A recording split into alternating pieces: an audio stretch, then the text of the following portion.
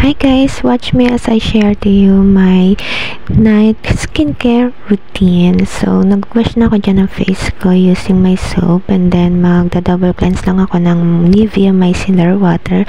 And I don't usually double cleanse my face but dahil galing ako kanina sa dental clinic at nagpa-adjust ng braces ko, medyo na-expose tayo sa matinding usok ng mga sasakyan. So, kailangan natin mag-double cleanse. Kasi minsan hindi talaga sapat yung soap lang. Kailangan natin mag-double cleanse ng muka. Charis, kala mo naman talaga expert. No?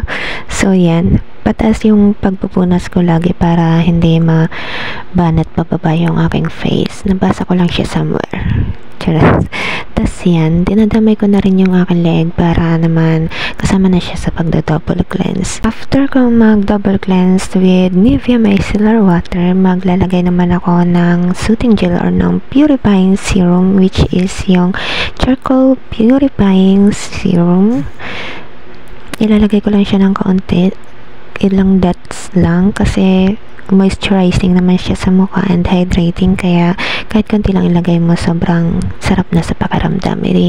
I-spread mo lang siya ng maayos in a circular motion. Oh, di mo kaya, may pa-circular motion na nalalaman.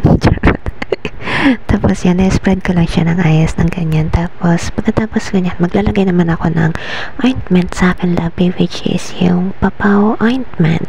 Minsan, ang ginagamit ko is yung Vaseline sa labi ko. Pero dahil sobrang init ng panahon ngayon, ay yung Papaw ointment ang ginagamit ko kasi medyo sobrang dry ng lips ko ngayon and namamalat siya.